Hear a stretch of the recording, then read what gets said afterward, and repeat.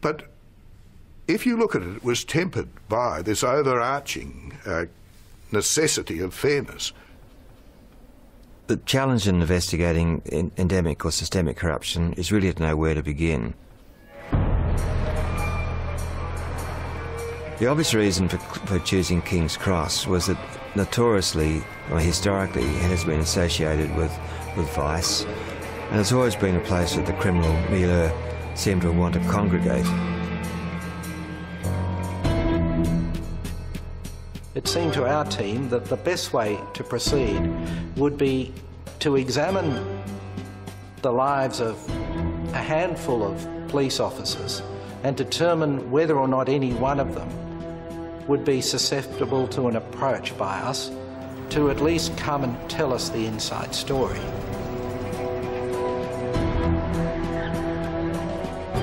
Looking for weaknesses where there's a potential for one of them to cooperate, as it were.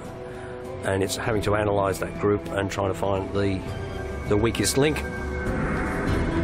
We couldn't run the risk of going to too many people and requesting assistance, because the word would get out that we were doing that. And if word got out that a number of people had refused to assist us, then we would reinforce the wall of silence, which is something we wanted to avoid.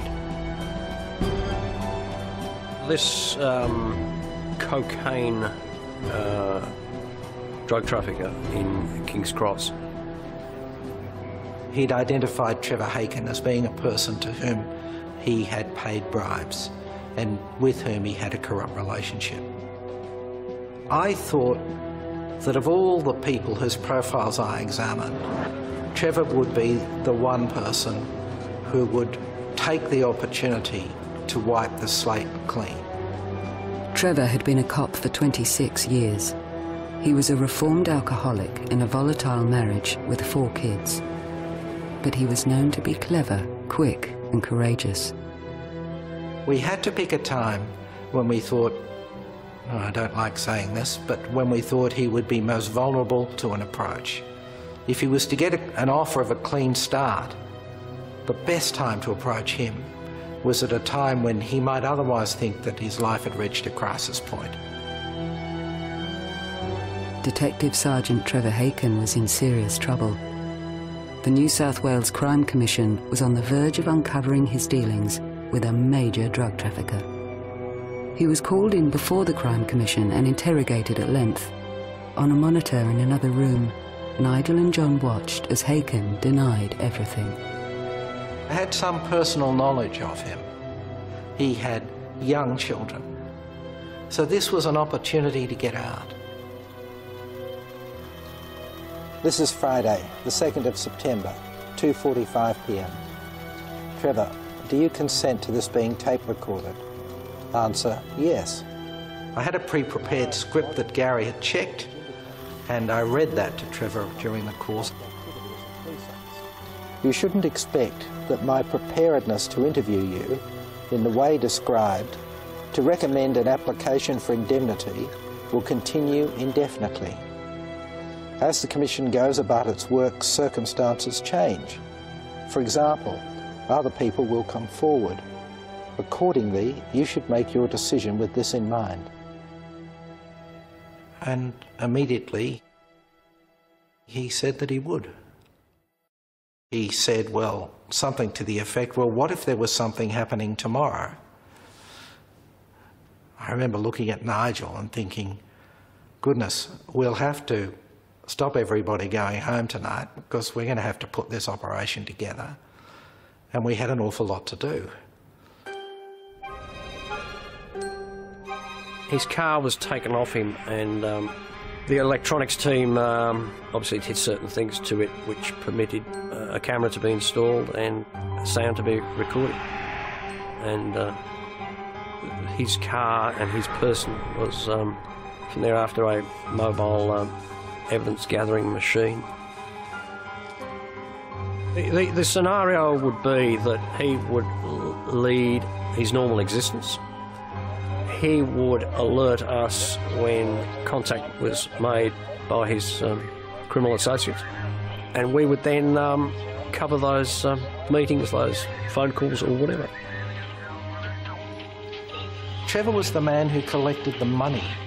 I think he called it the laugh. He was the man who collected the money and who distributed it. He was the man who was the bookkeeper, in a sense, of the corrupt group which he represented at King's Cross. 2 or 3 o'clock. Let's concentrate at the moment on this fucking Parramatta business, because I want to find why Reed's pushing it. Right. Do you want? Listen, do you want to wait here? Can you wait here? I walk down. I come back here. Can you wait here 10 minutes? Yeah.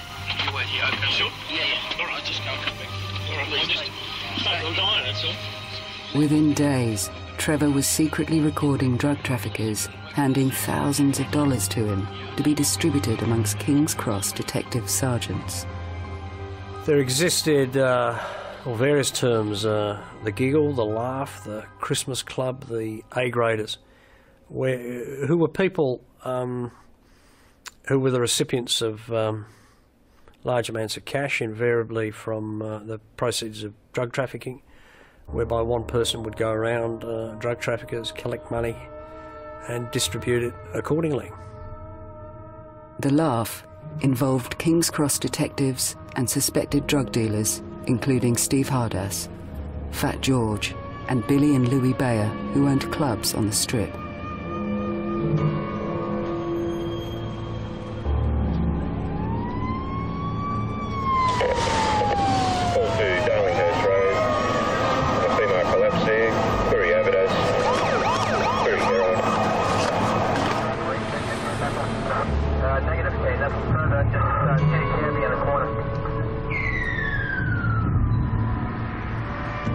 What was revealed, not just through the work of the Commission, but indeed the knowledge of the police service itself, it would be nothing for senior police to be driven to work, do a few hours work, perhaps do a little bit of banking, then go to the pub, consume enormous amounts of alcohol, be driven home in a police car, and then the cycle repeated on a daily basis. No supervision, no management. Hence corruption was permitted to thrive.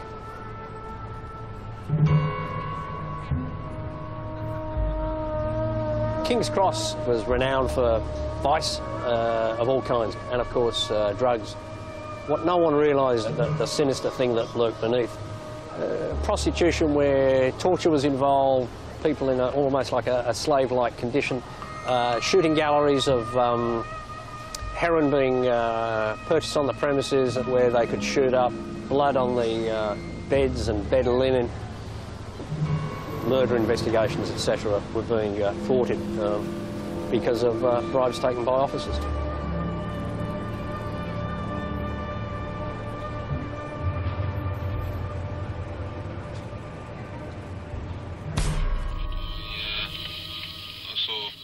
Trevor Haken was an amazing character in that he had had no formal undercover training or experience, and yet he would, it'd be fair to say, one of the best undercover operatives I've ever experienced. It was just business as usual in relation to the deep corrupt activity in which he was involved, but also the fact that what he was doing was deadly